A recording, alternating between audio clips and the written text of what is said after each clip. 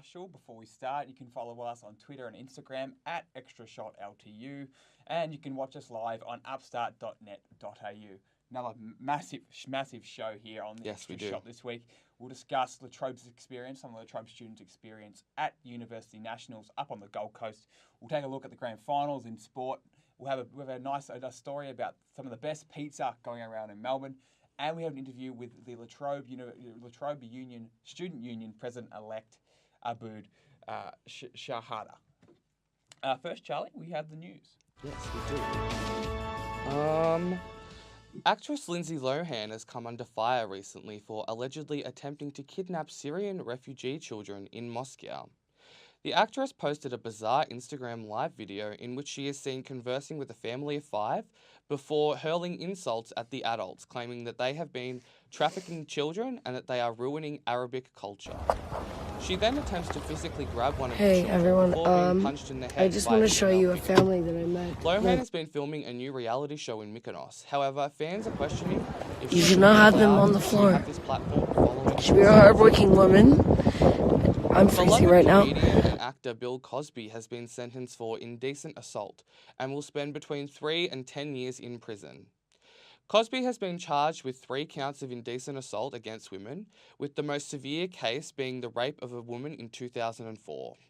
Over 60 victims have come forward alleging abuse and assault at the hands of Cosby over the last 53 years.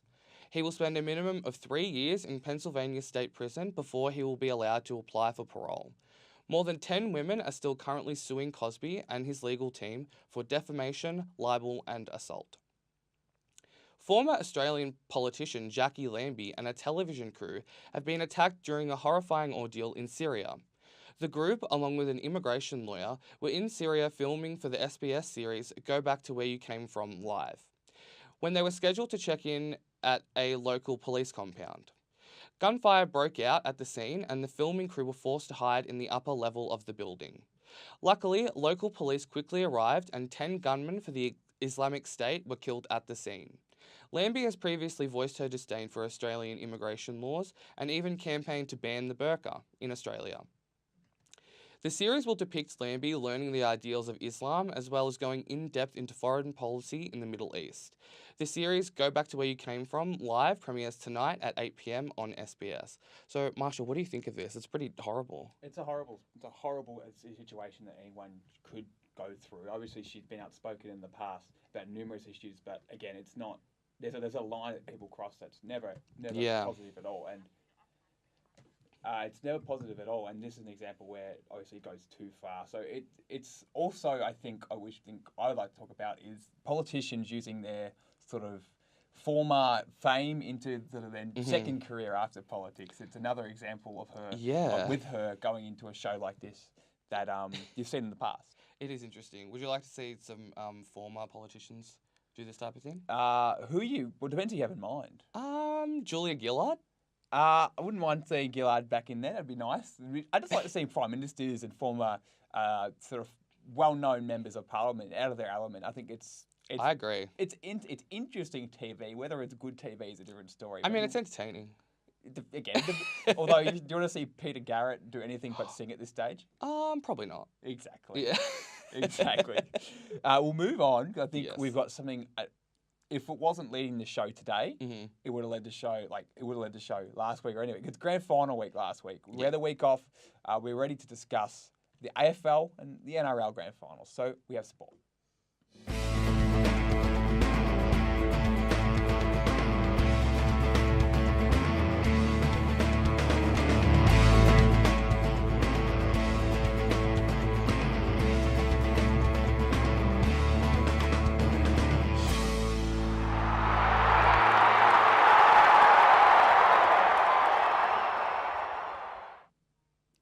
Now joining us in studio to discuss is Billy and Sahale. Welcome, boys. How you going?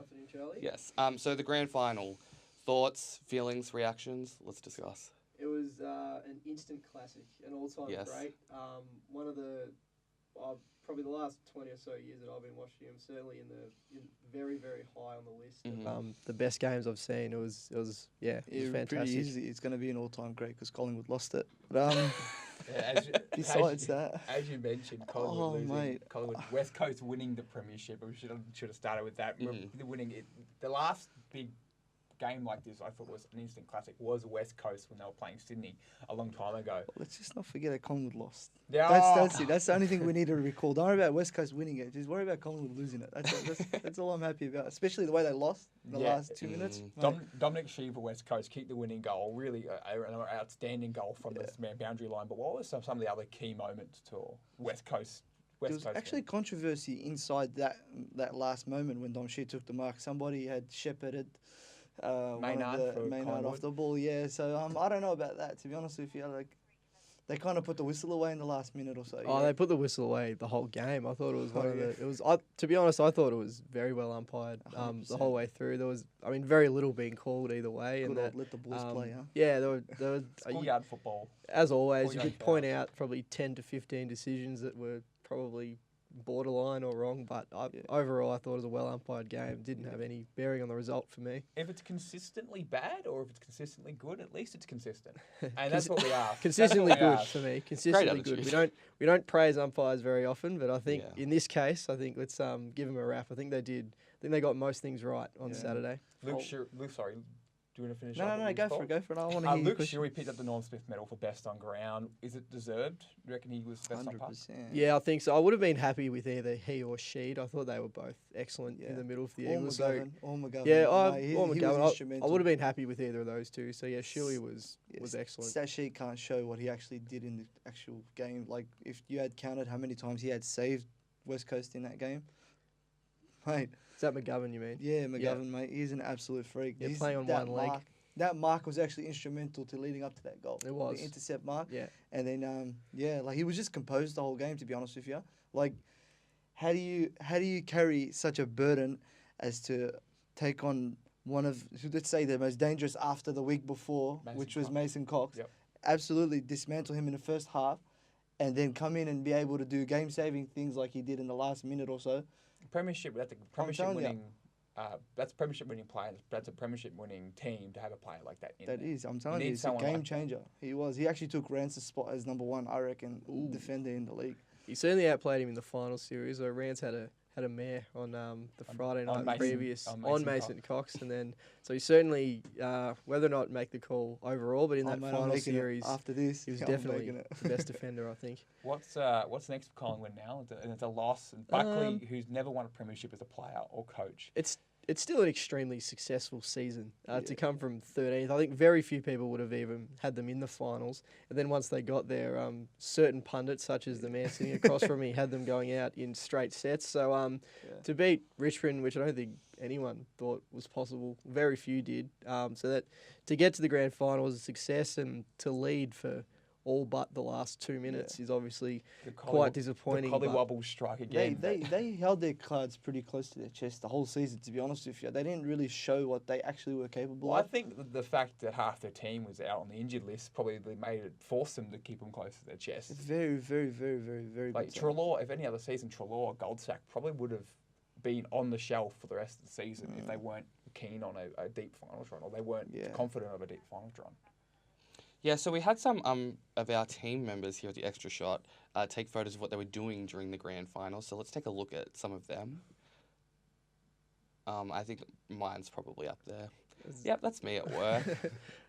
I was actually have a good view of it there, did you? Got to pay the No, bills. not really. They were playing the game in a butcher shop outside, and everyone was going mental. But inside, and also it was dead. There was no one at work. No, obviously. that's a result. Yeah. Woolies represent there, Charlie. What? Woolies represent. Good stuff. Yeah. Let's see what And then we have Billy's. Yeah, I had a nice view of it. That's from the live site at Collingwood's training base, the Holden Centre. So they packed in about 10,000 fans on the oval there, as you can see, and quite a raucous atmosphere for most of it. It was a sort of I can imagine. I can imagine. went a after- little bit like this in the last Yeah. quarter, but it It was a bit of a somber finish. But It would have been like jumping off Everest, sort of, Yeah, after it's the 2 minute mark. It wasn't. How was it? Tell me. Describe Well, the it was atmosphere. clearly it was tense the whole time, just given the margin was rarely blown over. Obviously, an extremely exciting start, and then sort of snowballed down. It just Wasn't a felt good day for Victoria, was it? Wasn't a good weekend, sorry. No, it's We Storm. got Melbourne It Storm wasn't. losing as well. Melbourne and then Storm Collingwood. lost 21-6. It's a sort of one-sided grand final loss to the Roosters. A lot of storylines there. I mean, the AFL's probably being in Melbourne's taken a lot of precedent with our time here today. But the Storm are unfortunate in their loss. But the Roosters are by far the better team. A lot of disallowed tries and a lot of controversy there. But, we'll leave it there. They were outplayed from the beginning. They kind of gave up after the first half. the game was just about over. Roosters were 12-0 up after about 12 minutes. It Minor was premiers, pretty much over from Minor there. premiers, was but they better deserved it, to be honest with you. Better luck next year. That's for it. the Storm. Yeah, they'll be back. They'll be back for sure. Got something else, Charlie? Some other sport news? Yes, we do. Closer Tell to us. home. Tell us, Charlie. So we have last week was the Uni Games during our semester break, and a group of LTU students went to the Gold Coast for this. So let's take a look.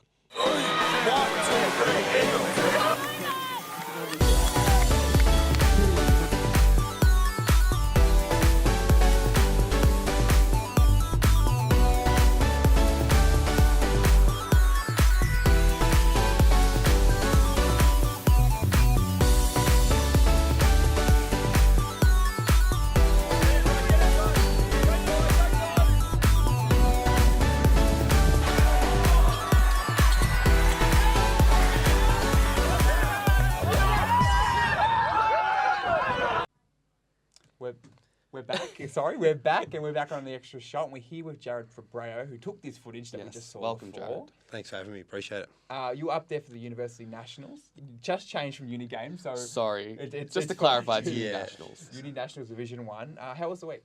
Oh, it was fantastic. And just on that, they changed the name from Uni Games to Uni Nationals to sort of make it seem like it's less about going out and having a good time at nights. It's more serious. And now they've got Division 1 and Division 2. So Division 1 was mostly about the elite sport, and it really was elite. The competition was fantastic, and Trobe as university did really, really well. Could you explain to people that perhaps don't know what is the University Games? Who's involved? So all the unis from around Australia come together for a week in the Gold Coast, and you choose your sport, you enter yourself in a sport, and you just play sort of like an Olympic Games. There's sports ranging from athletics to table tennis to taekwondo to cycling, and you get to go away for a week with your team. And there's really I regret not doing it as an athlete, to be honest. But yeah, I went up as media, and I thoroughly enjoyed the week.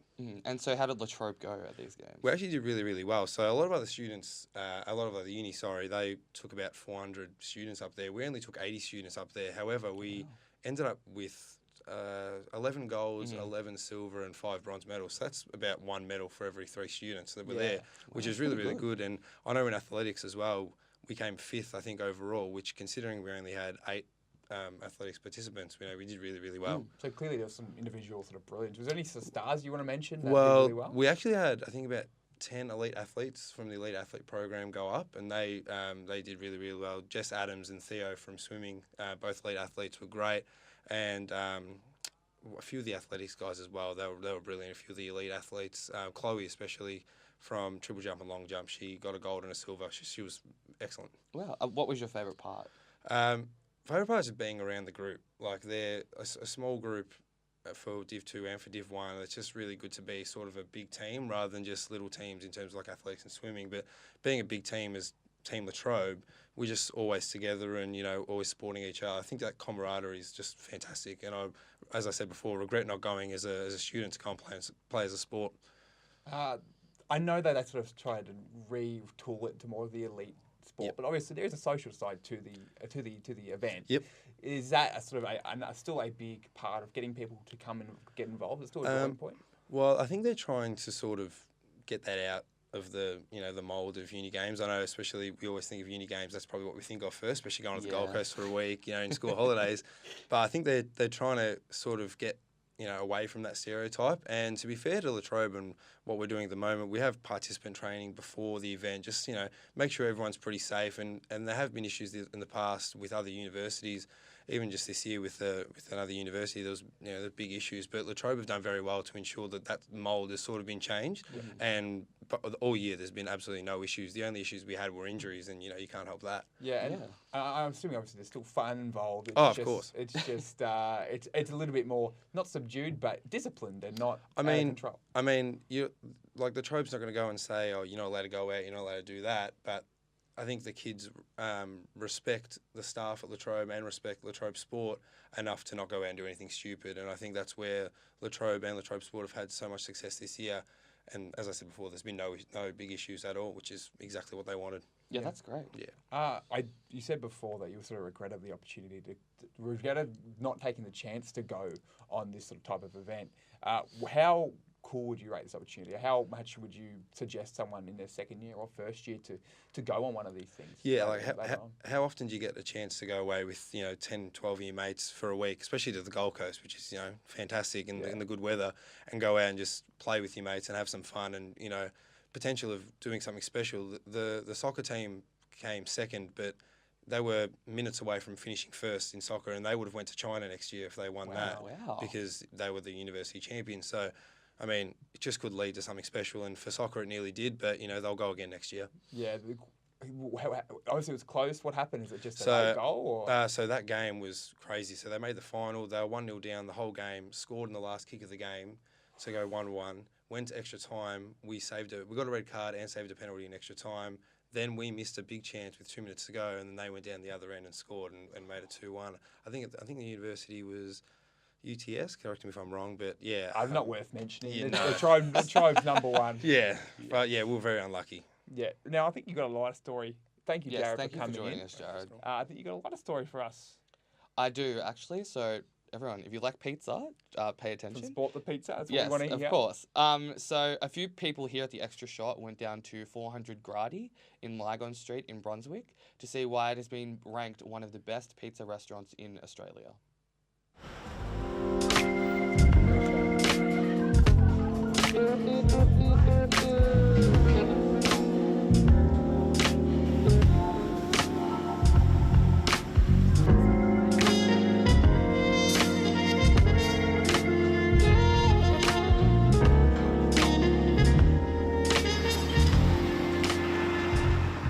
Hi, I'm Charlie for the Extra Shot, and we're here at 400 Gradi in Lygon Street in Brunswick. 400 Gradi is an Italian restaurant that first opened in Brunswick in 2008.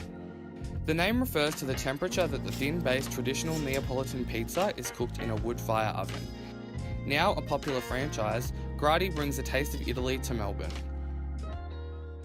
Hi guys, I'm Salvatore from 400 Gradi Brunswick, and today I'm going to show you how to make a margherita pizza, which is the queen of Napolitan style. We're just stretching the pizza with a kind of slab. In Napolitan style called schiaffo, which means slab. So which is this one. So what's the ingredients of margherita pizza? It's just rolled base, which is tomato, just a few basil, extra virgin olive oil, and fior di latte cheese. After that, you're gonna put it on the pallet, and you're gonna stretch it a bit more to get large, and make it round. So now we're ready to cook it in the oven.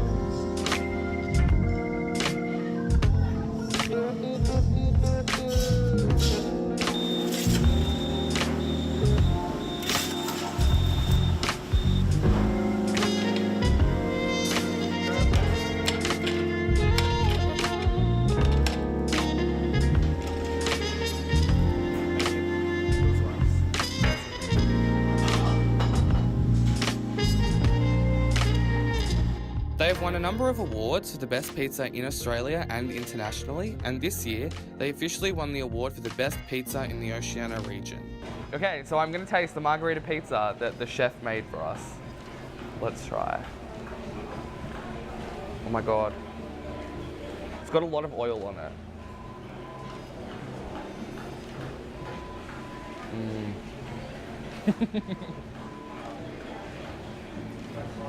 It's very good. 400 Gradi is now at 4 different locations across Melbourne, and they are planning on branching out to the Middle East and the United States. This has been Charlie Wright reporting for The Extra Shot.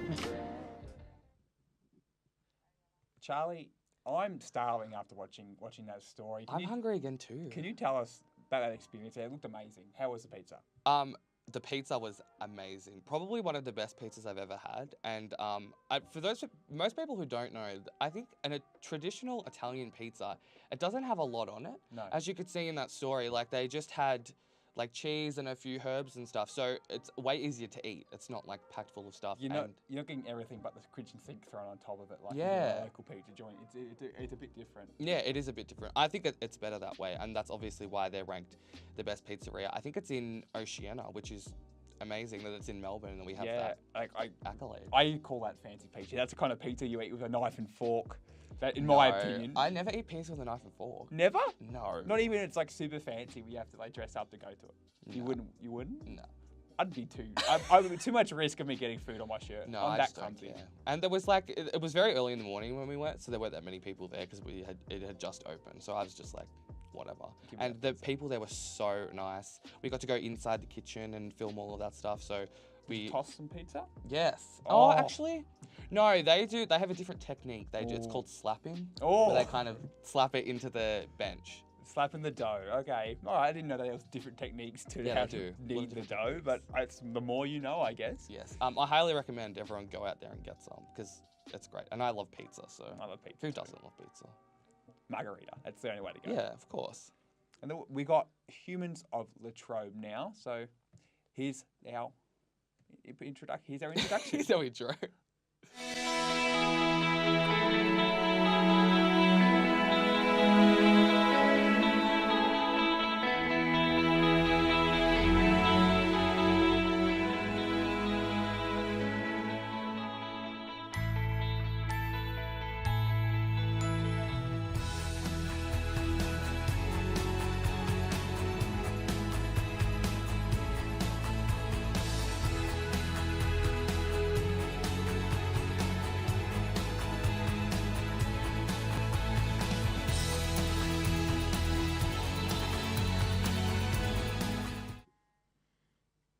And now joining us is the President-elect Abood Shahada. Welcome. Thank you for having me. Well, good. I appreciate you coming in. Before we sort of move on a little bit about yourself, I want to talk about the elections that happened before the break 2 weeks ago. We ran a story sort of getting people's sort of reactions to the election and people campaigning. And obviously there was a lot of, the people that we talked to, there was a lot of apathy towards it. And I just want to ask for your opinion on how the elections are run and if you sort of like the way they're run or if there's anything you'd like to change with how they take place. This is my third election, so for me, I'm pretty used to the nature of elections. I think we run our elections very similar to every other student union in the country, and it would be very difficult to change the way that that voting happens or that election week happens. But I mean, if anyone has any suggestions, they can always send them through to the student union. I did notice that this year it was a lot better than last year. I feel like last year was a lot. I feel like they had security this year, I think, which made a difference. They had security last year as well, and the year did they? before that. Yeah. Oh. They've had security. They bring security every single year. Oh. I do agree. This year was a lot calmer than Mhm. previous years. Now, you said that there's work, like, is there connections with other student unions from around Melbourne or even Australia with how elections are run? And could you explain, because you said it would be difficult to change. Why so? Why would that be sort of difficult to change if there's some stuff that you want to get changed? So there, I mean, when I say that there's a connection, I meant in the sense of elections. It is very similar. The way voting happens and the way the election week happens across all most universities in Australia. Sorry, I forgot your second question. That's fine. A little bit. Could you tell us a little bit about what you're going to do, sort of as president-elect of the student union? Give us sort of the outline of what you're going to get up to. So obviously, 2018 has been a really good year for the union. I've been in the union for about 2.5 years now, and I don't think I've seen a more active team than 2018 within every department. Whether that be the welfare, education, enviro, Rabelais, and I'm a bit biased because I'm the current Rabelais editor. So, Yes. but next year we obviously want to keep making sure that students are at the core of the union, and we want to ensure that the services that we run every single week, so we run a breakfast, a barbecue, a dinner, and chill out trolley, that we not only continue those services but improve on them, whether that be increasing the options that are available, making them more frequent, making them more accessible to all students. We also want to focus on, for example, we're looking into how we can make our membership packages more appealing and improving on them. We want to focus on areas such as the Shepparton Students Association, the Madeira Students Association, the Mature Age organization, how we can better help them and make their services better and improved. We also want to focus on some policies. So some personal policies that I think we should look at are, for example, hurdle requirements and the weighting of assessments. I'm an accounting student myself, and when I have a 60%, when I have an exam that's worth 60% of my subject, you know, I don't think that's very appealing. I've experienced that. Like, there's some of the subjects where reflection pieces to make up the most of your mark, and I don't think that's the right way to go about it. That's just a personal opinion, but if that's the approach that you want to take, sort of open the questions, open the floor about how classes are weighted and assignments are weighted. I'm all for that. So that's really good to hear. Yeah, it's an important dialogue, I think. I was just wondering, how do you actually go about changing a policy? So it's not an easy process, but I'm sure, as you're aware, but we would get in contact with whichever senior management personnel would be dealing with such policies. We would discuss with them about the policy and changes. It would then be voted on through Academic Board and Education Council. So it's not a process that happens overnight or in a month or two, but it's a process that we'll definitely be discussing with the university come next year. A bit more about yourself. You are the current editor of Rebellious, the magazine, and you are president or former president of Two Birds, One Stone. Still current president. Still current president. Yes. Tell us about those two projects of yourself and the things you're running. How do you enjoy that, and how do you balance that between it being an accounting student as well? So I have to admit, I don't do a full-time load. I do either 2 or 3 subjects per semester. Two Birds, One Stone, I joined it about in 2016, semester 2, and I became president in April of 2017, so this is my second year as president. And I think with Two Birds, One Stone, it's something that I really enjoy doing, so I think when you enjoy doing something, you make time for it. So I've made time for that, and the cause behind it, what we do, getting all the remaining food from around the Agora every single day and giving it to people in need is something that is really important, and I don't think that it's. Could you so briefly explain what that Two Birds, One Stone does and what their purpose is? Yeah, so Two Birds, One Stone, we're a charity group on campus. We collect all the remaining food from around the Agora every single day. We package it and then we deliver it to people in need. Okay. Does that include stuff from like the free barbecues, and was that something different with the student? Yep. So if, for example, there's any remaining bread, we can donate that, but there are limitations on what we can donate. Just food and safety. So we do that every single day, and we've been doing that since 2016. So since the start of 2016, I believe we've collected over 3 tons of food just from our calculations. And we're currently working on a Christmas appeal. So we are wanting to, during Christmas, hand out bags to people who are disadvantaged or homeless, providing them with essential items, food, but also things like shower gel, body wash. Necessities. Completely. I was just going to ask, why do you think it's important for students to get involved in these activities, and especially the student union? I think that the student union, first of all, we have about 80 clubs and societies under the student union, ranging from Dumbledore's Army to cultural clubs to gaming clubs, absolutely. So I think there's something there for everyone, and